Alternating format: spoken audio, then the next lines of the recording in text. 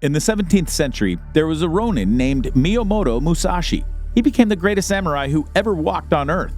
Musashi never lost to anyone in all of his 60 duels. And whether he was outnumbered by the enemy, he would defeat them at once. Musashi even defeated Sasaki Kohiro, who is known for using a very long and elegant sword, by just using a piece of wood.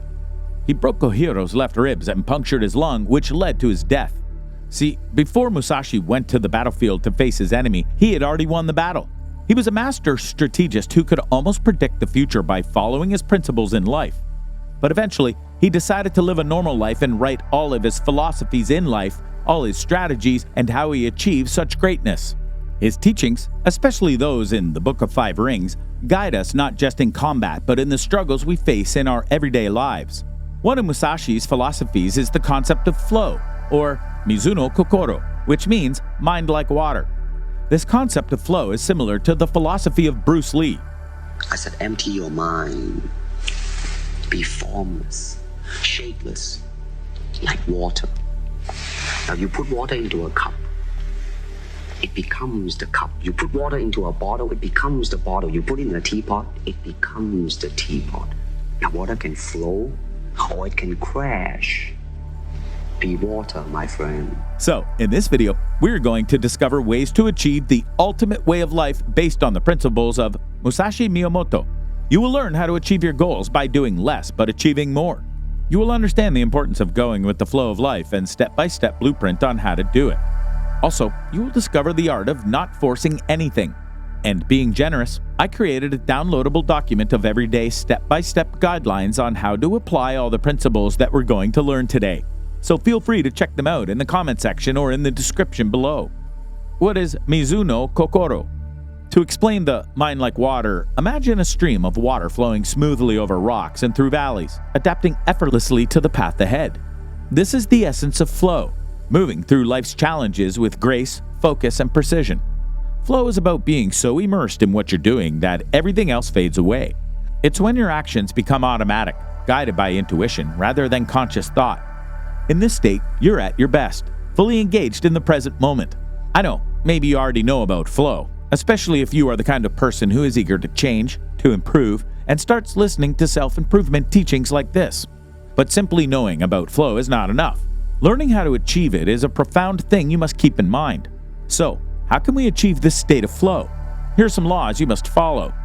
Again, I said laws, not rules, because you must really follow these steps or else everything will fall apart.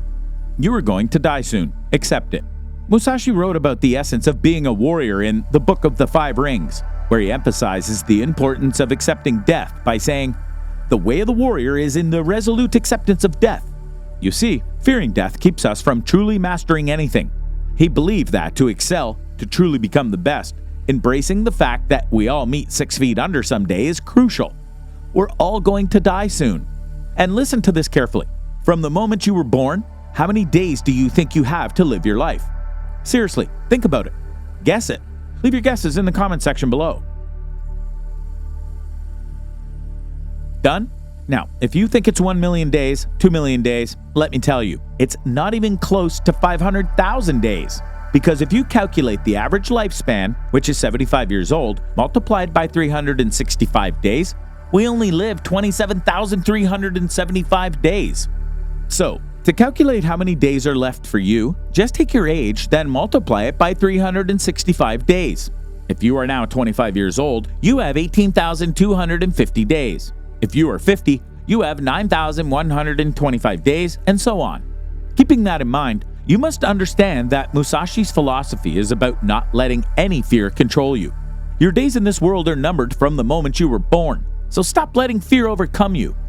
This is what Musashi's teaching. Watching him in the battle, he's so fierce and determined, like a bull charging forward. Some might call it reckless, but that's the way of accepting life's ultimate truth. Death is inevitable. To adopt this into our everyday lives, we must understand everything has consequences. But that's okay. That's life. If you want to taste success, you've got to risk failure. Dream of finding love? You must risk heartbreak. You want to be a top-notch doctor? Prepare to face the daunting medical studies head-on. The essence here is that Musashi's philosophy teaches us the power of risk-taking and accepting the impermanence of life. It's about confronting our fears, stepping into the unknown, and embracing life to the fullest of its nature. When we do this, we free ourselves from the fear of outcomes, allowing us to truly live in the moment where the magic of flow happens. Train intensively. Musashi hit the nail on the head with a simple yet powerful statement, saying, "The way is in training." Let me explain it to you. For many, home is a cozy retreat, a place where comfort reigns supreme. But for Miyamoto Musashi, home was his ultimate dojo, a place for relentless skill honing and self-betterment. Musashi committed to a life of unshakable discipline and rigorous practice in Rigandu Cave, where he spent 3 years of intense solitude. Every day was a battle against physical and mental limits, all for the sake of mastery. And because of that, Musashi's swordplay became poetry in motion, which, for the eyes of others, can easily be called talent. But each movement is the result of endless hours soaked in sweat, each strike a testament to his dedication to excellence. This kind of relentless training propelled him into the elusive state of flow, a zone where everything else fell away, leaving only perfect harmony between the swordsman and his blade. Flow is a state of being where you're so focused on an activity that everything else just disappears. Achieving flow comes down to training, a disciplined practice that sharpens skills and deepens your connection to the present moment. Take a musician mastering the piano, for example. It starts with the basics: posture, scales, melodies, laying the groundwork for more complex challenges ahead. With each practice session, they're building a bridge to flow, creating a space where their fingers move with the grace of a dancer, unthinking and free. This journey from painstaking practice to effortless performance is what flow is all about. For the pianist, reaching a point where the music simply flows from the thought to expression, without the intermediary of conscious effort, is the pinnacle of mastery. It's in this state that playing becomes an extension of their very essence. As they continue to push their boundaries, the musician finds joy and a profound sense of fulfillment in their art. This is the reward of disciplined practice, the ability to lose oneself in the moment, creating something that touches the soul. So, whatever your battlefield, be it a career, a passion, or a new skill, the mantra is the same: train hard, set goals, embrace the grind, and let every moment of practice be a step toward achieving flow. Take your time learning and executing all the steps in order to master your own craft.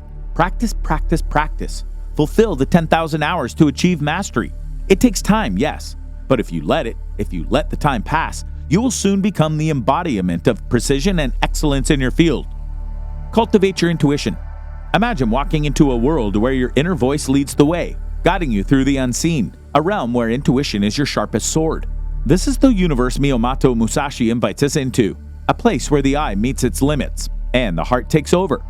Musashi believed that intuition and inner wisdom deeper than logic is the key to unlocking true mastery.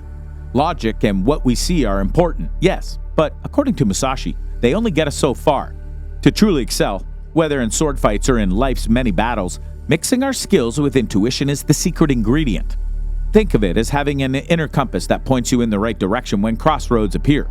Musashi's world of swordsmanship was not just about the physical moves, but also about syncing with the energy and rhythm of the opponent.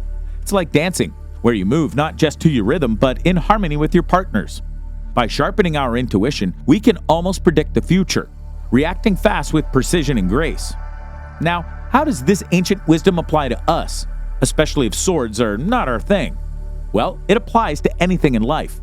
Take writing, for instance. To craft a story that truly resonates, reading widely and writing relentlessly are your drills. It's about exposing yourself to the vast seas of literature and narratives, then practicing your art, stroke by stroke, until the words flow like water. Then, feedback is your sparring partner, offering new angles and insights to refine your skill. And life becomes your dojo. Observing, experiencing, and reflecting on the world around you fills your quiver with arrows of inspiration, ready to be loosed upon the blank page. Musashi teaches us to trust this process and to believe in the power of our intuition. It's about letting this inner guide lead us to a state of flow where everything clicks into place and our creations become an extension of our deepest selves. It is what it is. Accept it. Accept everything just the way it is. Musashi teaches us that life, in all its complexity, is constantly in motion, evolving and changing. And the secret to navigating this ever-shifting world is not to resist, but to embrace the flow. Think about it. When we fight against the current, we tire ourselves out, creating unnecessary struggle and tension. It's like trying to swim upstream, a lot of effort with little progress. But when we accept the flow, we unlock a level of adaptability and grace that allows us to move through life's challenges much easier, Let's bring it to life with an analogy. Imagine a surfer in the ocean. The ocean is wild and unpredictable, but also majestic. The surfer doesn't try to control the waves or wish them to be different. Instead, they observe, adapt, and align themselves with the rhythm of the sea. They understand that to catch the wave, they must become one with it. This harmony, this synchronization, allows them to ride with skill and grace. This principle also applies to all aspects of our lives. We must recognize that sometimes things don't go as planned, and that's okay. It's all about being open to the unexpected, letting go of how we think things should be, and adapting to how things are. If you apply this adaptability when approaching your everyday life, you will become one of the calmest people in a world full of anxiousness. Imagine now a professional boxer. When he's in the ring, there are rules, but 99% of the time, his opponent will break all of it. His opponent will play dirty. He cannot complain, so he must adapt to the rules that his opponent throws at him. He needs to adjust his plan. In embracing Musashi's philosophy, we learn to ride the waves of life with the same ease, grace, and adaptability as the surfer with the ocean or the boxer inside the ring. We learn that by accepting the ever-changing nature of life, we can dance to its tune with a sense of curiosity and creativity. We can find new paths, new solutions, and new opportunities for growth. So always remember, change is inevitable. Do more by doing less. Embrace simplicity. Do nothing that is of no use. Embracing simplicity isn't about having fewer things. It's about freeing your mind. It's about peeling back the layers of noise and distraction that life piles on us to find clarity and focus. Imagine your mind as a cluttered desk, piled high with papers, cups, and gadgets. Simplicity is about clearing that desk, leaving only what's essential for your work. Moreover, simplicity is your secret weapon to unlocking the flow state. Musashi knew that to reach this state, you need to cut through the clutter, both around you and in your head. Remember the part where we talked about intuition? By embracing simplicity, you're already practicing it. You're making enough room for your intuition and grace in every move you make, whether you're writing a novel, painting a landscape, or even just making your morning coffee. And to put it into practice is to choose where you direct your energy and focus. Say no to things that don't light you up, to make space for what truly does. Prioritize what's important to you, letting the rest fall away. This way, you do less but achieve more. You let go of what doesn't matter and focus on what does. Take swordsmanship, for example. Musashi didn't advocate for flashy, complicated moves. He mastered the basics, the core techniques that form the foundation of everything else. This principle also applies to any skill and any passion. Focus on the essentials, focus on the basics, and do not listen to everyone, listen to one guru at a time. If you find this channel helpful and want to continue your self-development with us, just wait for our next video to come out while applying and internalizing all the principles from this one. Do not wander off listening to anything that YouTube suggests to you.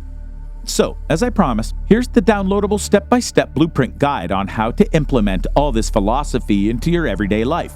I will put the link in the description or in the comment section below so you can print it, put it on your door, fridge, near your bedside, workspace, or anywhere that you can always see it. Inside this main document, you can see the red lines asking you, what do you need to do? That's where you must put what you want and need to do in order to achieve and follow all the principles or philosophy of Musashi Miyamoto in your everyday life, to achieve an incredible feat in life.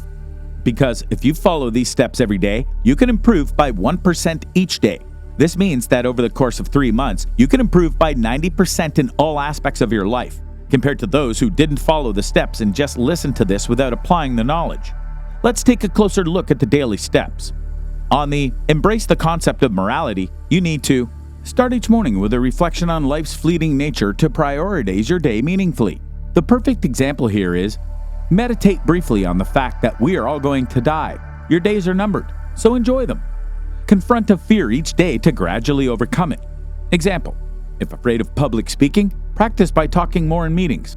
For dedication to mastery, you must dedicate time daily to refine a skill, focusing on consistent improvement. Example, spend an hour each day learning a new language or instrument.